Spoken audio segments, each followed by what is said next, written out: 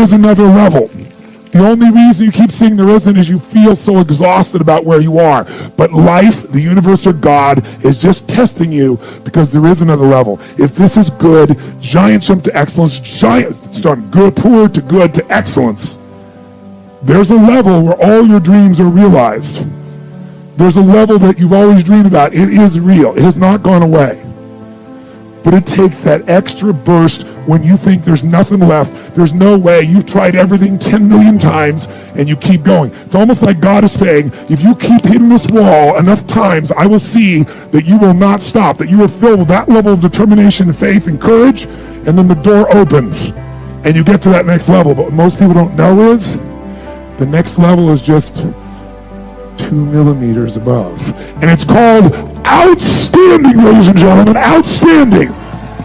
What's it called? What's it called? What's it called? Outstanding, magnificent, unstoppable, extraordinary, not excellent. It's a different level. It's a level where you are not one of the best, you are the best. And you know what's amazing? You only have to be 2 millimeters more than everybody else and you get everything. You get the joy, the laughter, the fun, the family, the passion, the economics, the freedom, the spirit. It's all there. What Jerry Maguire called the Quan, baby. All of it. And it's just 2 millimeters above, and most excellent people give up because they're exhausted. And there's some people who go, the harder I hit it, the more I hit it, sooner or later it's going down, I'm not stopping. And when you do that enough, it pops open.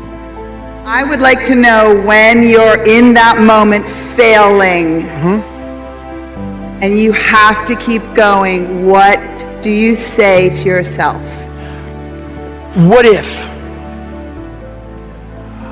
A lot of times I'll be in a 200 mile run or something like that, and I'm all jacked up. Body's broken, mind's broken, spirit's broken. I start to say, what if I can pull this off? When I first walked into the Navy SEAL recruiter's office, he looked at me and said, there's only been 35 African Americans in 70 years make it through. You know what I said to myself?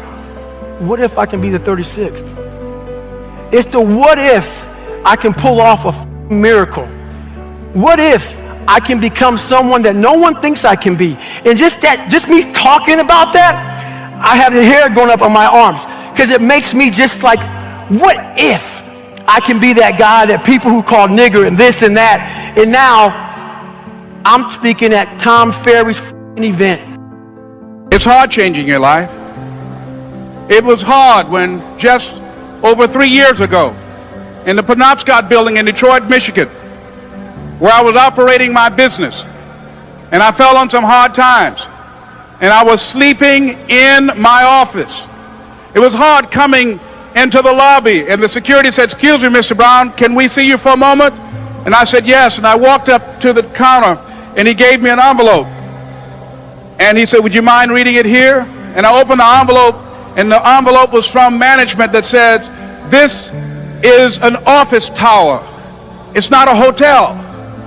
Please do not sleep in your office.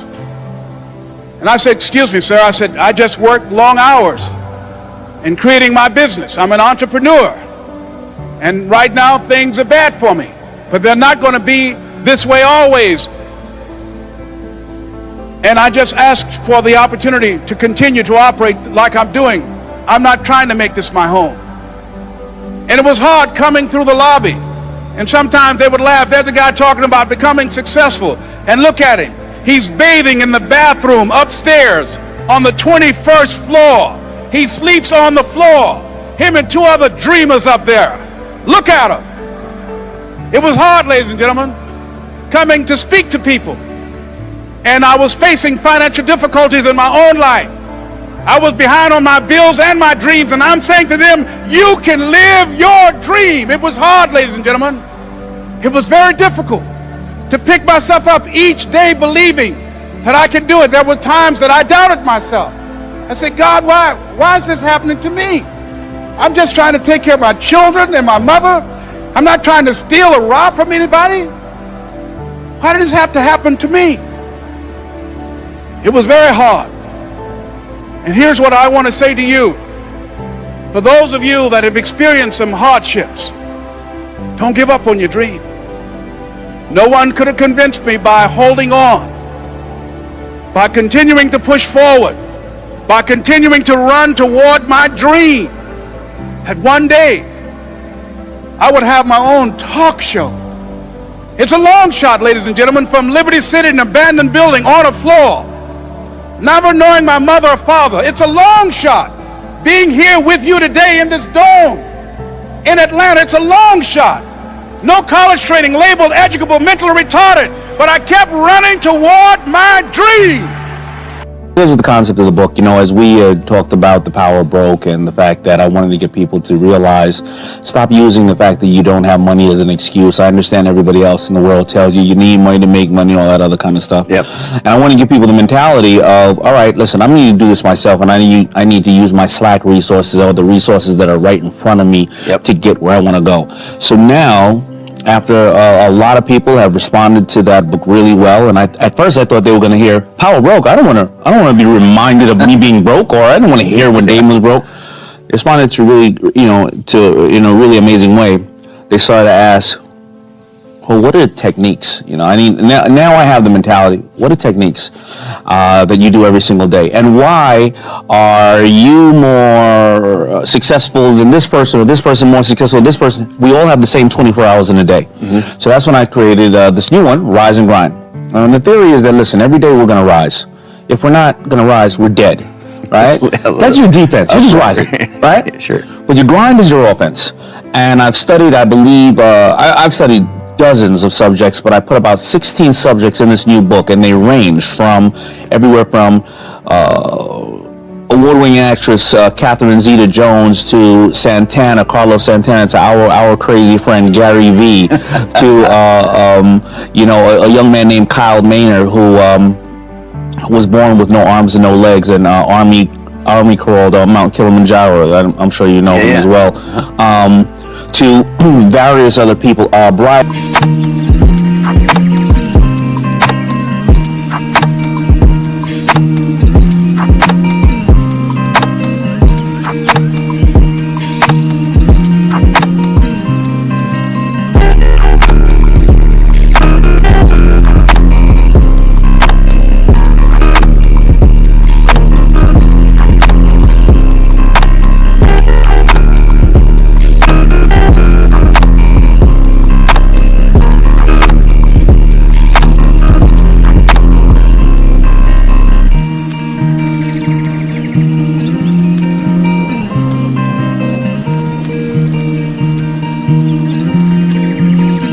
Who started Shoe Dazzle and with Kardashians, with Kardashians, LegalZoom, and then all of a sudden he does Honest Company with Jessica Alba. I love that story. He wanted to be a rapper. He wanted to be a rapper. I think he's a young he was a young Asian man who told his parents he's moving to New York to be a rapper. I'm not even going to tell you his rapping name.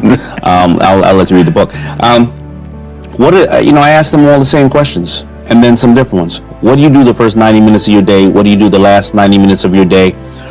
What did you do when you were 20 that you no longer do when you're 40? What did you do when you were 20 that you forgot to do, and then when you start doing it again when you were 40 or 50, you realize what got you back to this point? Yeah. And I found probably over 50 things in there that everybody did in some way or another very similar. Whether in the Joel Osteen, whether it's in the morning they either prayed, meditated, mentally like me, set a goal, and zoned out. They took some time for themselves. Yeah. And I found various other things, and it's amazing and fascinating. So this is what I wanted to create for people, because I wanted them to either say, I'm on the right track, I'm doing something, everybody was laughing at me when I do this, or maybe I should try this one, or this one doesn't work as well as this one. Yeah. And I've been using it myself, a lot of the stuff. And it's been working for me too. It's been helping improve my life. And I'm a student of my books, because I'm trying to ask them the same exact thing that other people want to know. There's different types of people in this world, and one thing that we're all going to deal with is like difficulties in our tasks, trying to become successful. As good as things get, you gotta have the same amount of bad that's going to try to impede your progress. Whether it be people, whether it be the IRS, whether it be whatever. Something will rear its ugly head and try to block you. Now, a lot of people can't handle that shit. When you have a vision and something or someone throws a curveball, it hurts.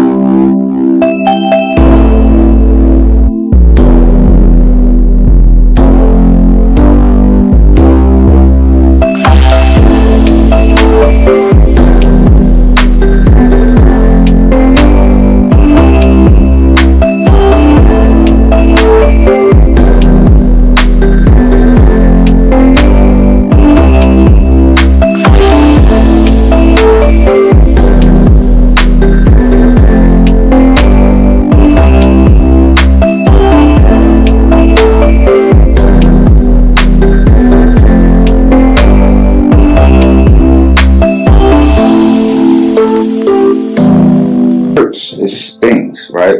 It's like your baby, and now I can't put my baby out there like I want to do it. So it really throws people off. They get really negative, they may get depressed, they may want to stop, they may want to just go back to their 9 to 5. That's fine. It's not for everybody to push through, but for those who can push through, like he said, the difference between those who really succeed and those who don't are the ones who, when they're faced with whatever these difficulties are, they're like, I'm gonna keep pushing through. I'm gonna keep pushing through, because it sounds corny and cliche, but there's always sunshine after the rain. You know what I'm saying? Rain don't last that long. You got to know that. Be aware of that. That's something you can take with you through everything in life. But in business, you cannot stop because things are not going right at the time, because it's going to happen. I've dealt with it. I'm sure I'll deal with it again at some point.